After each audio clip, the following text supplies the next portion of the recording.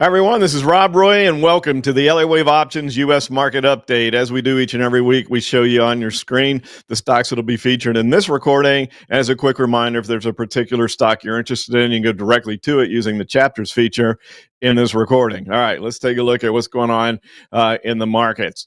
We did have the gap up on Monday. I was doing the live shows for our alert subscribers at evotrader.com, and everybody already knows what I'm going to say. Wish we wouldn't have gapped up, but the news came out Sunday evening. Looked like the government shutdown was going to come to an end. So put a bid in the futures, carried through the open. We gap up, and then we continued to move up a couple of days. And then I kind of opined during the middle of the week, could we maybe have a buy the rumor, sell the news event that once the government shutdown officially ends, perhaps we come back down to fill this gap. And turns out that's exactly what happened.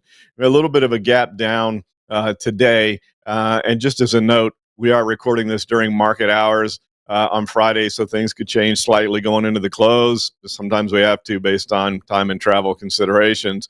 But we'll see if the little bit of a rally that we've had since midday can hold into the close. That'll be the key. But after that, we got to get back above 675 here and then back above the 10-day moving average. If we can do those two things, then perhaps we head back to test 690. But for now, we're just kind of churning this move. And all in all, it's a pretty healthy consolidation considering the length of the move that we had to the upside. So going in back and forth between these two trend channels here, I think is pretty healthy. Staying at or above the 50-day moving average, that's normal. Perhaps we can gather ourselves and turn and go back to the upside from there. If we take a look at the VIX, we do have a little bit more volatility added in with the VIX trading around 20. As a reminder on this chart here, the upper trend line is from the weekly chart of the VIX. This is the daily, this triangle that we had here. We had the breakout. We came back and tested the point of the breakout. All the rules that you would expect in a triangle came to fruition. And then we're kind of in this a little bit of an expanded trading range now between 15 and 22 and a half. And that's where we've been going. See if we get another bounce upside. We might have to steepen this upper trend line a little bit if we don't take out those two highs, if things tend to calm down a bit. But we are still maintaining the higher low aspect, almost starting to create a bit of another smaller daily triangle. But these bars are pretty big to actually view this as a consolidation. Usually when there's consolidation, you have big bars and then you have some smaller ones. So we would need a little more work to do for that to be more of an ideal type setup as far as a triangle. Let's go directly to TLT, the bond market, the 20-year. I was wondering this week how things were going to go with the bonds. The bond market was closed on Tuesday for Veterans Day, and for all of you that are veterans, we thank you for your service. We thought of you, and Tuesday and all year round, honestly. But the equities market was open, so without the bond market to give the equities market direction, you see what may happen. And then when the bond market reopens, oftentimes what happened on an equity day gets reversed, but really not much occurred. So we had the bond market close Tuesday, reopens, kind of status quo here. We had the triangle breakout. Same thing here with the triangle rules that I was just talking about on the VIX. We move to the upside, come right back down, test the point of the triangle, consolidating here in the area of the 50-day moving average. So we had a wave 5. Looks like that's completed. We came back, almost touched the previous 4. We don't have to, but oftentimes you actually do touch those Elliott wave lines or the Fibonacci retracement lines. Getting close sometimes happens, but as I said, oftentimes they are touched. So I thought I'd show you the Fed liquidity chart, because remember, I've been complaining about how I felt like Chairman Powell might have been a little bit misleading on the speed in which they were going to wrap up their reduction of their balance sheet, withdrawal of liquidity, and in that interview that he gave, he made it sound, in my opinion, like it was about done. And then they came out in the Fed meeting saying, no, we'll wrap it up about the beginning of December. We did have another Fed governor that came out this week and said they're ready to start expanding the balance sheet, i.e. injecting liquidity right around the beginning of December. He's about ready to go. So we look at this chart here of liquidity. You can see that there's been a pretty good drain of liquidity as the Fed has reduced their balance sheet. I think that plays into the market action as well. Really set us up for a potential pullback. And that's why I was mentioning before, could that rally hold? If we were going to get a bit of a pullback, this was the perfect opportunity. Bit of a vertical move high and on the S&P, and then the liquidity issue. Now, we wanted to show you the macro chart as well here, just so you can see how this liquidity issue affects things economically from a macro phase. And the upper line, that's the blend of the colored lines that you see below. And you can see in the graphic in the upper left-hand side of the graphic, the coloration, color coding of the lines. So green basically is expansion. Notice that expansion is still out in front. It's still leading, but there's been a little bit of tick up on the red line and contraction. So there's areas that are undergoing contraction, which we're aware of, but the overall aspect of the SPX based on a macro phase is favorable for a continued move to the upside. That's basically what that means. So we'll see if we can withstand this, stay in this trading range in the SPY that I was talking about within this channel here, and then see what happens once the Fed does go back to injecting liquidity once again. Take a look at the TNX, but about the same here. Consolidation occurring in the bond market, so not a whole lot to talk about. Quick reminder, TNX is rates on the 10-year, where TLT is prices on the 20-year. Prices and yields move inversely. You've heard me say that a million times now. But again, just following the Elliott wave triangle rules here on TLT and TNX.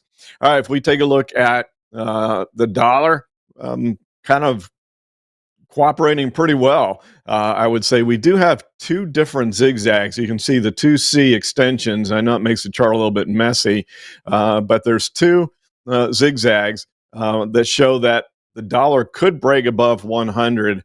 I would have thought that if it was going to do that, or still do, that would occur by the end of the month of November, before the Fed starts injecting liquidity again, before we hopefully get a rate cut in December. We'll have to wait and see, but I think the market feels that the next move of the Fed is a cut. If it's not December, it might be January, whatever. So maybe if they disappoint, that could put another bid under the dollar, but I would think this would be a good opportunity for that right now with the balance sheet reduction, or maybe there isn't a whole lot of it left to go. You saw on that Fed liquidity line how steep the withdrawal had been. So if we break 100, looks like we're going to come up to around 101. And if we get up to 101, probably going to go to 102, because if that wave 5 is over, we should go back to this previous 4. So it does seem like we're set up for a little bit higher dollar. I think that would be okay, but I really don't want to see the dollar go any higher than that. Just like you heard me for a long time say, I don't want to see the dollar go down to a lower potential wave 5. I didn't want to see it come down here to 92 or 90. Well, fortunately it didn't, at least not yet. But same thing, I don't want to see it go too much higher either, because of the currency exchange rate. It works both ways. When the dollar's lower, it's helpful. When the dollar goes higher, it's hurtful. And if the dollar gets too much stronger, we're going to hear companies in the next quarterly earnings talking about, oh, we would have made our numbers, but the exchange rate hurt us. And it's a convenient excuse for companies that don't make their numbers. They've heard it so many times over the years, and that could happen again. But we'll watch and see the next couple of weeks, and then what really happens in December if the Fed starts expanding their balance sheet once again. Buying more bonds and treasuries is basically how they do that. When they expand the balance sheet, they buy bonds and treasuries. When they shrink their balance sheet, they usually say sell them, but in this case, they just let them roll off. They just let them expire. So looking at the DIA, we did have the Dow hit a new high this week before the move back to the downside occurred, and we're holding right here above 470. That's been the key area. We got up to create a little bit of resistance here at 480, tested that level in October, came back and tested it again this week.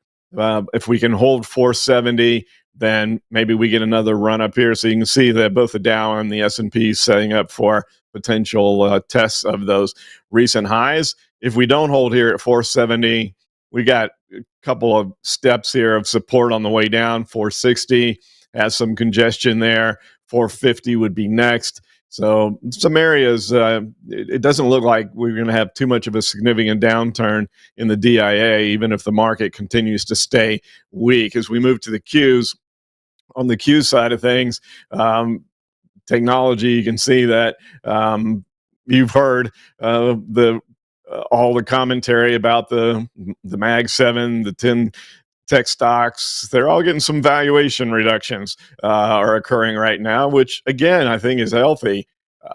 Just those kind of valuations can't last forever. Markets can't go straight up forever. We have to have corrections, and it is healthy. You want to see this if you want the moves to continue and not correct more severely in the future. The further we go without a correction, the more severe the correction tends to be.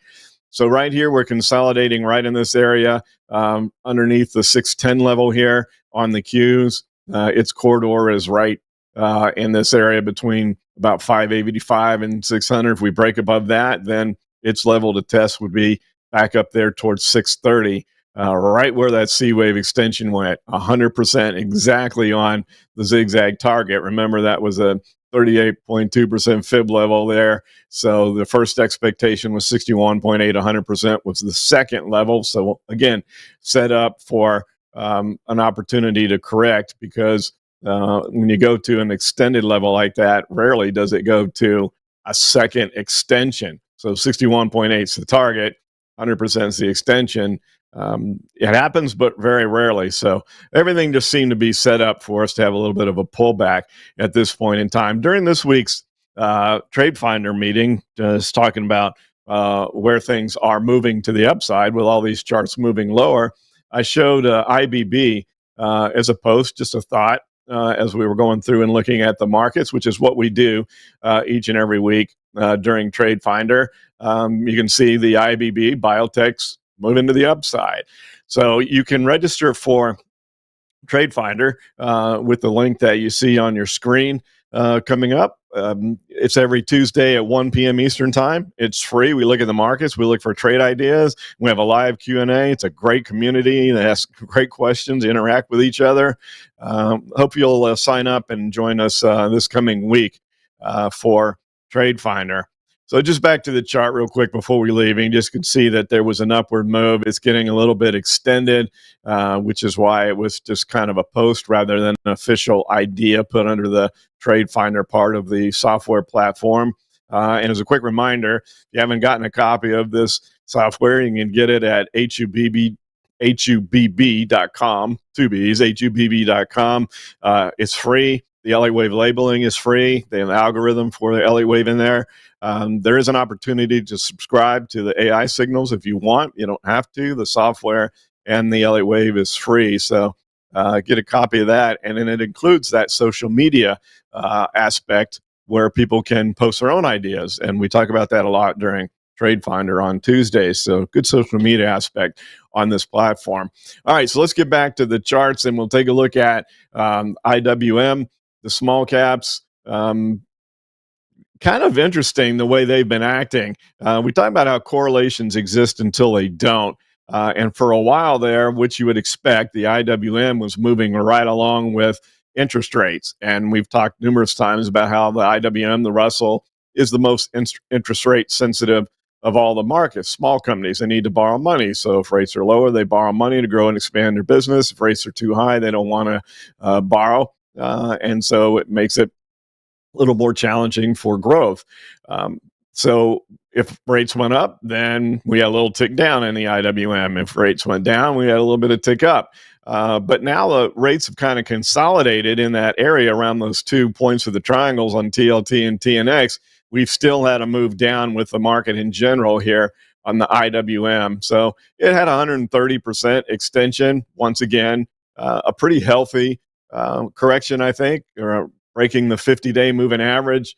Maybe it comes all the way down to 230. There's some support there.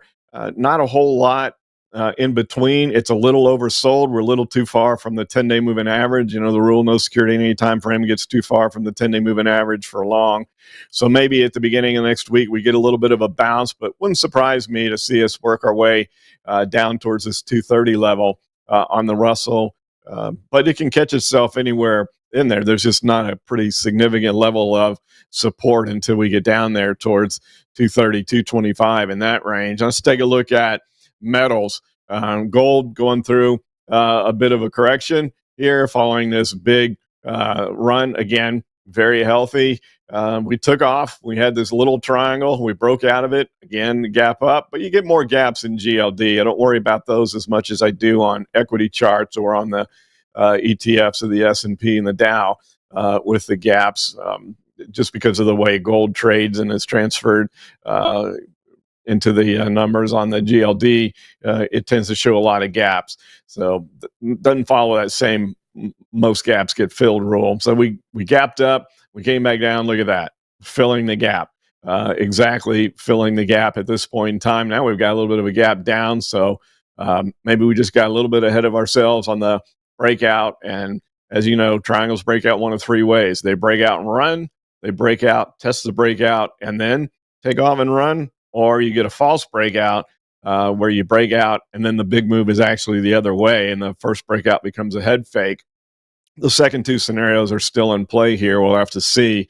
Kind of hard to imagine with the environment we're going into. Fed going to be injecting liquidity, a rate cut at some point in time, whether it's December or not.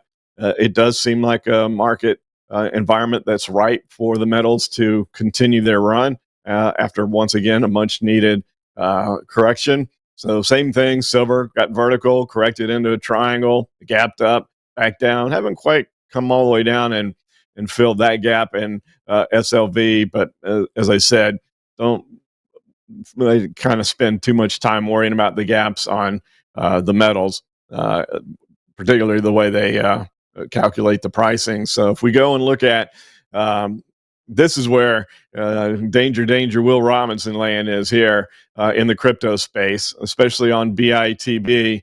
We talked about this at 55 needed to hold.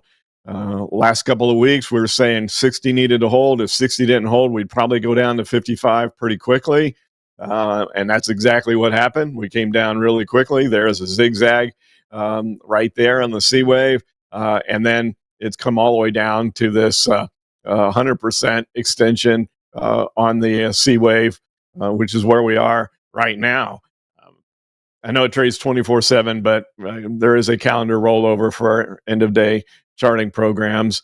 We are a little bit oversold now. We're a little bit of ways below that 10-day moving average. The 10-day moving average is getting vertical. Maybe we get some sort of a bounce here, but it's going to have to kind of come out of nowhere. Tiny bit of congestion there from April, but not much. And it looks like real danger of coming all the way down here to 45 on BITB. Maybe we get a little bit of a reflex bounce first, but that is certainly in play, moving lower. And notice that the 161.8% C wave extension is right there at that area of support around 45, which was the April lows. Do we make it down that low? It's possible. Ethereum doing a little bit better today, but not much. It's also in danger land, breaking below 25. We mentioned if it breaks below 25, we're probably coming down to 20. You can see the support that exists there from the resistance back in May, June, and early July. So very likely that we're going to see the ETHW come down to 20. Not quite as oversold as BITB. So if we get any sort of a little bit of a reflex bounce, seems to be short-lived, seems like lower levels to come in the space on the cryptos. And then as we go to energy, UNG finally did it. It finally got up there to that 15 level this week. Look at that. I was waiting for that for a couple months. So it finally hit the level I thought we would hit just a couple months later. So very wrong on the timing, but it did eventually get there. And then I mentioned that once it gets to 15, I think we have to pause and wait and see. Can we break that? If we can consolidate under 15, build a little bit of consolidation here, allow the 10-day moving average to catch up, get some momentum and energy, and then break through 15, then we got a shot at moving up to 17 and a half, and I'll be watching that move. There's also a possibility 15 acts as major resistance. It holds, and we work our way back down. We'll find out if we're still in sell the rip mode in natural gas. I think it's been awfully cold here in the mountains, and so maybe we start to get some numbers where there's more usage than expected. The market always looks ahead. The market knows that it's going to be a colder winter in a lot of places, but maybe it'll even be more than what was calculated. We'll wait and see. But it was good to see it at least get back up there. We'd built a nice base there from August, September, and October. And then oil bouncing back a little bit today after coming down to that 70 level. A little bit of a triangle here. Can this one continue lower? I get nervous, as you know, when oil goes too low as far as shorting it, because you just never know when OPEC will come out and announce a production cut. And then that obviously is going to put a big bid in there. So I think you short oil at your own peril. We're kind of in this consolidation area here. We're down towards 70. The ideal scenario, I think, is 75, but this is a pretty good range. I think OPEC is happy with here, so I don't think they do any sort of manipulation along those lines. As long as it stays a little bit elevated, they're okay. It doesn't get so high that it pushes people into EVs, etc. All right, now let's go to stocks of interest that you all ask about. And as a quick reminder, we're giving away one of our level 3 subscriptions. We did a second one with the Chuck Norris thing. Thanks for participating in that. Got 2 comments on Sunday in Atlanta going to the shopping mall. So the comments continue. Always flattered by them. So thanks for participating in that. And on our general giveaway, every month throughout the year, we give away one of these level 3 subscriptions. This is a time strategy, which we talked about in the trading for income thing that we did, this webinar that we did a couple weeks ago. Volatility strategy, which is all these triangles that you've seen, and the AI-based directional strategies, which has a lot of zigzags within wave 3s. You get all 3 of them and a bonus 4th portfolio, speculative portfolio, and it's free. And it's worth thousands of dollars. You can see it on our website. We'll give away one free. And the only thing you need to do to enter is to be a subscriber to the channel and leave a comment underneath this video. And then you're registered for the drawing. And good luck to everyone. So if we come back and take a look at Tesla, which is on a lot of people's minds right now, especially we just had the vote on Elon's pay package. Some of you made your thoughts about that known in last week's market update, and I read every one of your comments. I answer as many of them as I can, time and travel permitted, but I do read them all. And this 450 level was key. Was asked about it during Trade Finder this week as well. Said, well, we've got to get above 450. If we can get above 450 with follow through, we have that big round number of 500 waiting there. But notice every time it tried, there was no follow-through day, which is why we have the importance of a follow-through or confirmation day. So we broke above 450, no follow-through day the next day. Broke above it, no follow-through day. Same thing all the way through here. And then finally, the breakdown with the market pullback here. And we did say that if we come down below 450, probably get to 400 pretty quickly. But then you have to look at this move from 350 to 400 was very vertical. It basically took 2 days. So we're kind of in no man's land there. There is a danger of Tesla coming down to 350, but at least in the short term, we're a bit oversold now. You can see the separation from the 10-day moving average. So first thing to watch if you're long Tesla, you want it back above 400. Can it get back above 400 and hold it? And then we start working on the 50-day moving average and the 10-day. But we do have a bearish cross there with that lime green line, the 10-day moving average crossing the fuchsia line. That's the 30-day. Oftentimes that's an early indicator of a trend setting up. And so maybe it's to the downside. But I don't think we go too much lower right away. With the oversold condition. But again, a bounce or two, does it get above 400 and can it hold it will be the key. Oracle, we take a look there. One of those that gave all of its gap back, that big gap up that it had, on its surprise guidance. It wasn't the earnings report, it was the guidance that blew everybody away. And you got this big gap up, and here we come right back down to fill the gap. Didn't necessarily think for sure that that gap was going to get filled that fast. A little bit of a pullback was warranted because we were way overbought. Big gap up, too much separation from the 10-day moving average. But we kind of settled in with that through here, through October. But then now with the market going down, we've taken another leg lower. We do have some support right here in this 225 area that we're trying to break right now. Hopefully it can get right back above it. Once again, a little bit oversold here, a little below the 10-day moving average. But you want to watch 225 because if it doesn't hold, then 200 is in play and possibly even 175, which would be amazing after what happened on their guidance from their earnings report. But little oversold right now. Keep an eye on 225. AMD, doing everything right, it seems, all of a sudden, when nobody was talking about them in the early days of the Mag 7 and all the AI stuff, and then now they're on a nice run, and they're getting involved in the right ways with AI. Put another bid underneath the stock, so AMD consolidating this move in the wave 3 right here above 225. As long as we can hold above 225, I think you stay long AMD. And if we can get above this previous wave 3 high here, notice the doji right there. That was a pretty good indication that we were going to have a little bit of a pullback. But we held 225, so we're in this little channel here between 225 and 265. If we can break that wave 3, we might be off and running again, and then we could talk about the tractor beam effect with the big round number of 300 being not too far away. But we got to do the first things first. We got to break resistance first. So if you're long, I think you stay long if you hold 225. If it breaks below that, you got to get out because then it could be, yikes, watch out down here. It could pull an ORCL pretty quick and come down and fill that gap. So keep an eye on those levels. Palantir, all in all, I mean, it's pulled back with the market, but we've talked about the extreme valuation, basically record valuations on this company. But traders love it. After this vertical move, the got back down. We came back to the point of the triangle. We again satisfied those rules right at the 50-day moving average. We've got some pretty good support here at 160.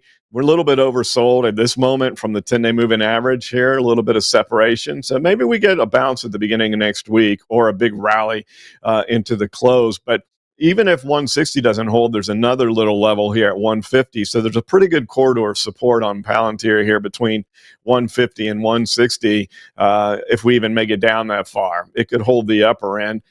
People could say, I'm happy drawing that line a little bit higher, like around 162 or 3. But I like the most touches. So 160, I think, is the area. But we're nearing an area where Palantir could find some support. CELH had a big drop on its earnings. You can see it's also got another little corridor, 2 levels of potential support there. Got oversold on the drop oftentimes, and this is crux of the time strategy again that we talked about in the trading for income events that we did. Big move down here, tends to go sideways for a while. I use the analogy, it's like the stock's in shock, flat lines until it comes back to life and then starts to try to hold support and work its way back higher. We could have some more sideways to go here. We actually did have a time strategy position at Evo Trader that I just took off today because it had 30% gain, which is kind of what we look for in there, even though there was still more premium in the short put and could gone sideways a little bit longer. But when you have a nice gain, you want to take it. At any time, it could also bounce higher from here, from that support area that it's sitting on. Apple still kind of confounds me. I would have thought we would have had a little bit more of a pullback. People seem to be just loving the news on the new iPhone, the numbers on the 17 coming out, but it felt like that was kind of baked in the cake. It's been a pretty good run since August, from 200 up to basically 280. I thought we might give a little bit more back, but it's consolidating this move really nicely underneath this wave 5. Is only a 48% extension. So as long as we can hold this 10-day moving average, we can move higher. And then you always have the opportunity of Apple doing increased buybacks because of the amount of cash that they have. So I wouldn't be concerned about Apple's the one stock that makes me the most nervous about shorting because of the amount of money that they have that they can use for buybacks at any point in time.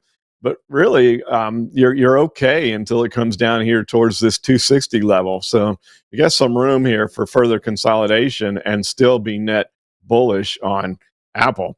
NVIDIA, going through a pretty good consolidation here too. I think this one is an area that could get interesting if we can hold this 185 level. So it's right where the wave 3 high was in August. We consolidated in this triangle, broke out, came back. We've seen this pattern a lot on the charts today, haven't we? Where we had triangles, they broke out, they've come back to the point of the triangle, they're testing their 50-day moving averages. It's been a common theme, but can they hold? Can all these areas hold? Because a lot of them have, and NVIDIA too. If we don't hold 185, we could be talking about 150 again. There is some congestion through here, so it might not be as quick of a move underneath 175 or so. You could even make an argument that, I think that you could draw another one of your corridors of support there between 175 and 185. Granted, that's a fair point, but a break below 175 could be almost a Katie bar the door down to 150. Amazon, again, interesting moving into this time of the year. Good earnings report. You see the big vertical move with the gap up. So I talk about these as rules because they work over and over and over again. Vertical move up, too far from the 10-day moving average. What goes vertically up oftentimes comes vertically back down. Obviously, the market was helpful as far as this vertical move back lower. And we've pretty much almost filled the gap from the earnings report. So we'll keep an eye on this level here around 240. That's what you want on Amazon. You want it to get back above 240. Hasn't quite made it to the 50-day moving average yet. And there isn't a lot that could stop it from coming down to 210. So that's why you would like to see this reverse, get back above 240 with a little bit of follow through, settle down. Then you could feel a little bit better about being long Amazon at this point in time. But you want to see that rather quickly. The longer we stay below this 240 level, the greater chance there is that we drift down to 210, even in this good seasonal time of the year for them. Last but not least, Adobe coming down, sitting on a large area of support. This one I think is going to be really interesting to watch over next week because it is a different chart than a lot of the other ones that we've looked at. It's kind of already worked its way down here and kind of got this downward move out of the way ahead of the rest of the market. And this 325 area is a really good area of support. Now, we do have a wave 5 potential a little bit lower, but it's got to break 325 first. So if you actually are speculative, if you have a high risk tolerance, we all have different risk tolerances, whether you're aggressive or conservative, stay in your lane, as they would say, trade with what you're comfortable with. If we can break above 325, we could race right back to that previous 4. We did label the 5 here, or the software labeled it. We didn't label it. The algorithm did. And if that's over, it didn't go beyond 100%. So you would get a move back there. I think Adobe is really interesting over the next week or two. But all that changes if it breaks below 325. If it doesn't hold 325, then it comes down to 300. But when you look at it from a risk to reward standpoint, which is what markets are, it makes some sense because if you take an aggressive play here, it breaks 325, you're out. Your stop is right there. So not as much risk and a good potential reward on a bounce. So we'll leave things with that. Thanks for watching. As always, have a great rest of your weekend. Look forward to talking again soon. Take care, everybody.